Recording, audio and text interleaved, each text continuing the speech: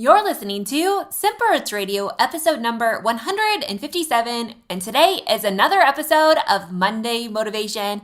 Today, I'm telling you why you should journal, and this is coming from a former journal hater. Welcome to Simple Roots Radio with Alexa Sherm. Alexa believes that simplicity in life is the key to achieving true and lasting health. And now your host, Alexa Sherm. Welcome back to this podcast. As always, my name's Alexa, and this is the place to get healthy, live happy, and find more joy. Today is another episode of Monday Motivation. Yes, I'm excited to bring you this episode because it's all on journaling, something that I do in my daily life that has had such a profound effect on my healing and on my joy and happiness and just growth in general. And this is all coming from the fact that I was a former journal hater. Like, I hated the act of writing. I avoided any and all English classes and anything that had to do with writing papers or essays or anything of the sorts. Like, it was not for me. But over the course of the years, I started understanding and learning and grasping this idea that there is enormous power in writing.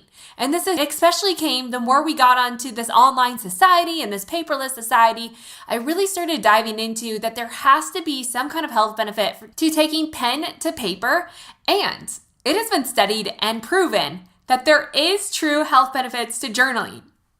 In fact, next to gratitude, actually writing out words on paper has enormous healing benefit on our bodies. And I'm going to give you a few reasons why. And then your encouragement today is to grab a journal and a pen and just sit down and write. I'm going to give you some tips on how to get started. But before we get there, I do have the quote of the day. And this comes from James Pennebaker. And he states, "Emotional upheavals touch every part of our lives.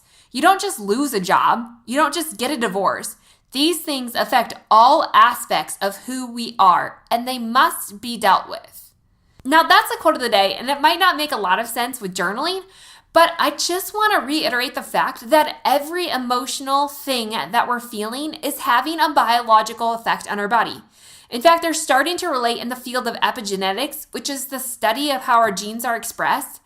They're learning more and more about the power of the mind and how our mindset and what emotions we are having are impacting what genes are actually expressed in our body. Now, we used to think that this health was just a genetic problem, right? Like that I was just genetically predisposed to be overweight or I was genetically predisposed to have depression.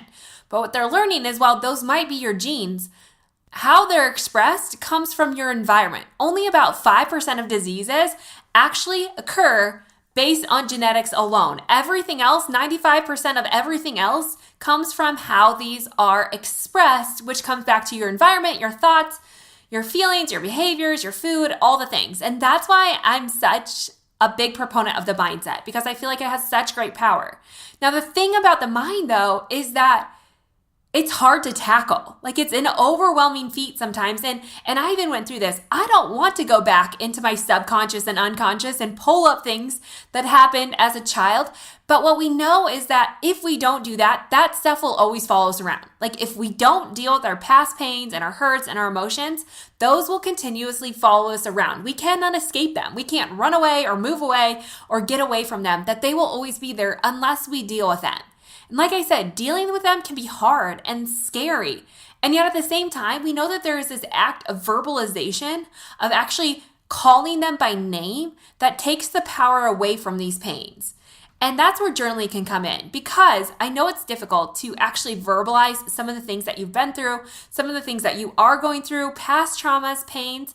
Sometimes it's all these big secrets and maybe even just a series of a bunch of little secrets that just seems so outside of any kind of safety net that you have, and that you just want to hold on to them, suppress them, hoping that they won't bother you, but they are. And this is what I learned in my own life. The more I tried to suppress them, the more they became bigger issues. The more I recognized that my decisions were based in my subconscious, and the more I recognized that those things that I had been through were actually defining the choices that I was making today. So if you want to relate this all back to health, basically what I'm saying is that maybe it's hard to be healthy or make the right choice simply because you're making decisions based on your subconscious, based on what's happened to you in the past. And the only way to kind of move on into this vision of something new, of a healthy you, we have to deal with that and then work towards the future. Now, journaling can be a really safe place to get started. Is it the end all be all? Of course not. Like, this isn't the only way and the secret sauce to getting healthy, but it can be a huge asset and one that I really encourage all of you to try out. So from a former journal hater, what I know about journaling is that you will notice benefits the more consistent you are with it. So at first it might seem messy and sloppy and vulnerable and strange, but the more you do it, the more you'll just fall into it and you'll recognize the freedom and just this deeper sort of breath that you can get every time you let something out. Plus, it's a safe place to start, right? Your journal doesn't try to give you advice. It doesn't judge you. You can rip out the pages and even burn them if you want absolutely no one to see. But it also opens this door to just voicing them and writing them down, even without other people hearing, can lead you to the next steps of maybe getting counseling or telling a friend and really diving deeper into this. You're going to notice a theme with journaling and a lot of these tips that I'm going to give you on Monday Motivation throughout the series of interviews that I'm going to do. Next week on the show, Mike Foster is going to dive into journaling and the impact on it. And I think I asked a number of other guests as well. So stay tuned for that.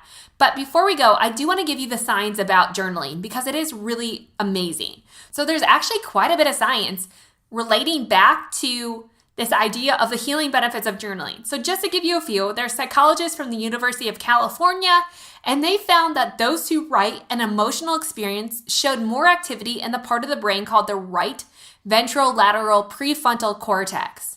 In turn, what happened is that the people who journaled had more relaxed neural activity that is linked to strong emotional feelings. So essentially what it's saying is that the more these people who went through a traumatic event journaled, the less likely that strong emotion was to erupt and cause other negative waves that ripple throughout the body. So the more they write, the more that they were able to relax their neural activity. Other studies have showed that besides for drastic improvement in your mood and emotional well-being, that writing your thoughts and feelings can regularly benefit your physical health as well. Yes, journaling can increase your chance of fighting specific diseases like asthma, rheumatoid arthritis, AIDS, cancer, and can even help physical wounds heal faster. In fact, a study conducted in 2013 found that 76% of adults who spent 20 minutes a day journaling for 3 days in a row before a scheduled biopsy were fully healed 11 days later. On the other hand, 58% of the control group had not yet fully recovered.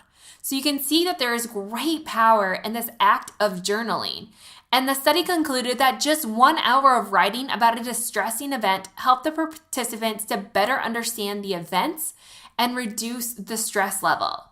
So essentially what's happening inside of our brain and why there's such great impact in journaling is because it takes all of these emotions that are happening in the right hemisphere of our brain and it's translating them into the left part of our brain, which actually is the act of writing it down.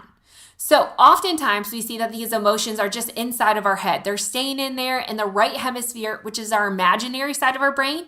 So these stories that we have and these perceptions we have about life are able to grow and to expand into bigger and maybe sometimes darker or more painful stories than they actually are. So taking those emotions, whether positive or negative, and putting them on paper pushes these emotions into the left hemisphere of the brain, which is the logical part of the brain. So once you start writing it out, you can recognize, is this story true or is it untrue? And how can I twist this to make it positive? Like, what is the positive spin on this? Which we know positivity in time is contagious. Like your brain will pick that up and you'll just be healthier in general. So there's a lot of great research that shows the importance of journaling and our health, not just emotionally and socially, but our physical bodies as well. So some of the things that studies have found is that it can help manage anxiety, reduce stress, cope with depression, prioritize problems, fears, and concerns, track symptoms. Like there's a whole awareness component to this, which is one of the biggest reasons I love journaling. or it can help you learn positive self-talk and identify negative thoughts. It can boost mood, enhance well-being, and improve memory. Basically, journaling is an essential aspect of a healthy life. But in order to do it effectively and have the full healing power, we need to use it to better understand our emotions. Like, we can't just write to write. Of course, that's a great place to start, but we need to use it as an awareness tool to our body. Like, that's where studies have found that the benefit of journaling comes in, is that if we're using it to actually learn about ourselves and to be aware of our emotions. Of course, we know that writing isn't going to heal you. Like, it's not the magic bullet. But what we do know is, again, getting those thoughts out on paper helps take them from this imaginary point of your brain and the subconscious, pulls them out, and allows you to logically and rationally deal with them. Maybe it is to forgive or to accept or to tell someone else, right? To get help, to recognize what those triggers are so that you no longer have to live defined by those emotions and that past and whatever's happening in the subconscious. And I will tell you that everyone has a story. Everyone has emotions. You may not have been through anything traumatic, but sometimes the little things, just the minor incidents that no one else sees, can really add up to great trauma inside your brain. In fact, bigger trauma than maybe something epic that happened to you. And so know that we all have trauma that we need to deal with, whether big or little. And just because it's small doesn't mean we should diminish it. It means that we should pull it out even more and deal with it, because if we don't, it's just going to follow us around. So my goal for you this week is to grab a pen and a paper, a journal, and just start writing. Now, journaling is going to look different for everyone, so I'm not going to give you like a 5-step plan to start journaling. But what I do want you to do is just grab a journal and set a timer for 5 minutes. In that time, you can get some guided journals online that will help you. I know I try to pull those out in my hormone reset. I have one. My mindset guide, you can grab that and start to journal through that, like work yourself through the questions. Other times, maybe it's just good to sit down and write anything and everything that comes to mind. Start going through your past and writing up past pains, past experiences that you want to deal with, and just write them out. It doesn't have to be some miraculous story, and it doesn't have to make sense. Just write anything and everything that comes out, and maybe take some of those points and expand on them to really grow them into what you've made it out to be in your mind, and to let it go, to release it, to wad up that paper and throw it away, to light it on fire, or maybe to use it to help someone else in their own journey. So there's lots of ways to do journaling or to live in the act of journaling, and I will tell you that I do many different forms just based on the day and the season of life. But the only way to do it is if you just sit down and do it, right? And that's the most important thing, is that daily. Your challenge this week is to daily sit down, set your timer for at least 5 minutes alone in quiet space, and just start writing. I can assure you that if you make this a regular part of your life, you will see health improvements come from it. So that's your challenge today. Remember, the quote of the day is, emotional upheavals touch every part of our lives. You don't just lose a job, and you don't just get a divorce.